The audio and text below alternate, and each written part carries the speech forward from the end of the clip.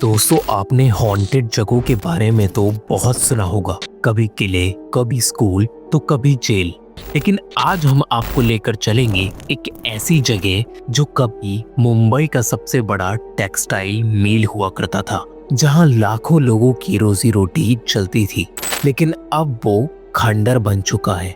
जी हाँ, मैं बात कर रहा हूँ मुकेश मिल्स की, जहाँ की आज भी लोग कदम रखने से कतराते हैं, क्योंकि यहाँ की कहानियाँ सिर्फ कहानियाँ नहीं बल्कि असली घटनाएं हैं। कहते हैं रात होते ही इस मील की सुनसान इमारतों में अजीब अजीब आवाजें गुजरती हैं और कई फिल्म एक्टर्स तक ने शूटिंग के दौरान भूत देखने का दावा किया है। तो क्या सच में मुकेश मिल्स में भूत रहते हैं या ये सिर्फ एक अंधविश्वास है?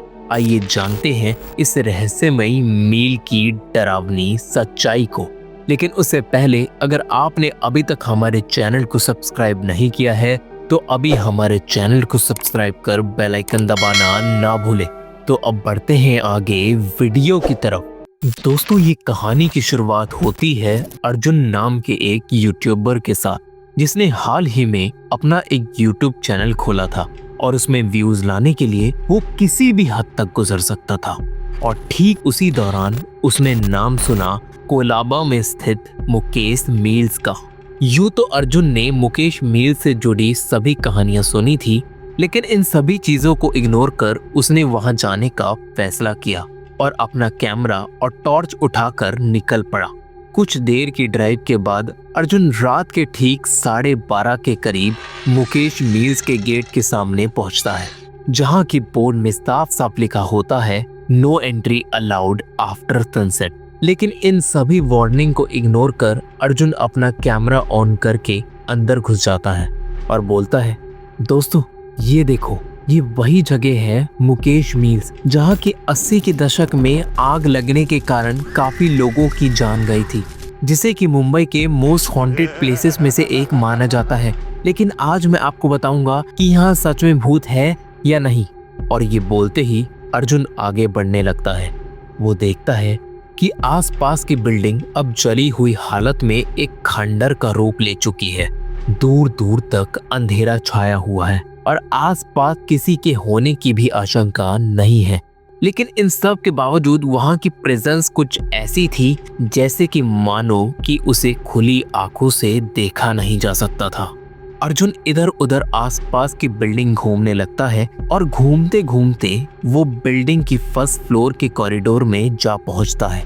कॉरिडोर में इतना सन्नाटा होता है कि अर्जुन को अपने कदमों और दिल की धड़कन भी साफ साफ सुनाई दे रही होती है। और इन सब चीजों को वो रिकॉर्ड कर रहा होता है कि ठीक उसी समय उसे किसी के रोने की आवाज आती है।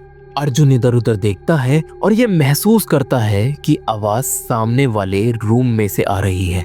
वो दौड़ते हुए उस रूम के पास जाकर रुकता है और गेट में जोर जोर से धक्का देकर गेट को खोलता है। गेट खोलते ही वो ये देखता है कि दूर अंधेरे कोने में एक लड़की अकेले में बैठ बैठ कर रो रही होती है। अर्जुन आवाज लगाता है, कौन हो तुम और यहाँ अकेले इतनी रात में क्या कर रही हो? क्या तुम्हें इस जगह के बारे में कुछ पता नहीं? लेकिन सामने से कोई भी जवाब नहीं आता, बस होता है एक सन्नाटा। अर्जुन फिर से पूछता है, क्या तुम्हें मेरी बात सुनाई नहीं दे रही? कौन हो तुम और इतनी रात को यहाँ कैसे पहुंची? लेकिन इस बार भी सामने से कोई जवाब नहीं आता, जिसे देखकर अर्जुन धीरे धीरे उसके करीब जाने लगता है कि ठीक उसी समय उसी वक्त उसे ये महसूस होता है कि उसके पीछे से एक चीज तेजी से गुजर गई हो।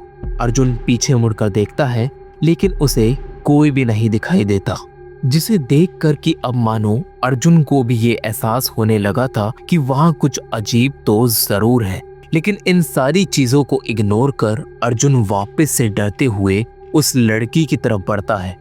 लेकिन जैसे ही वो उसके करीब पहुंचता है और वो लड़की पीछे मुड़ती है, उसे देखकर अर्जुन की डर के मारे चीखें निकल जाती है और वो वहीं पर गिर जाता है।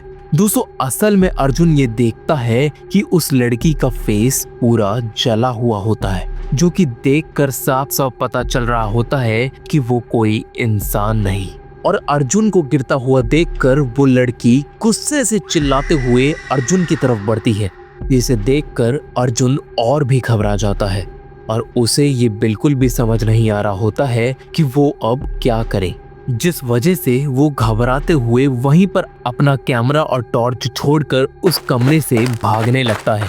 और भागते भागते अंधेरे में अर्जुन सीढ़ी से फिसलकर वहीं पर गिर जाता है और बेहोश हो जाता है।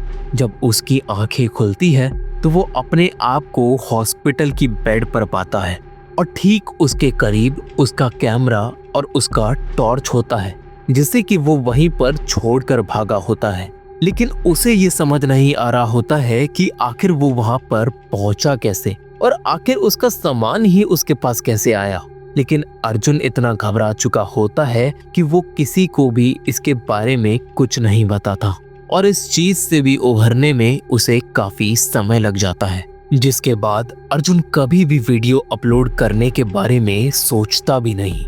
दोस्तों, हम वैसे ये तो नहीं कह सकते कि ये सारी बातें कितनी सच है या नहीं, लेकिन जिन लोगों ने भी इन सारी चीजों को एक्सपीरियंस किया है उन सभी की बातों को पूरी तरीके से झुटलाया भी नहीं जा सकता। बाकी आपका क्या मानना है? क्या आप मानते हैं कि वहां पर भूत है या नहीं? इसका जवाब हमें हमारे कमेंट बॉक्स में जरूर बताएं। और अगर आपके पास भी कोई ऐसी कहानी हो तो हमें हमारी मेल आईडी horrorsunday03@gmail.com पर मेल कर जरूर बताएं।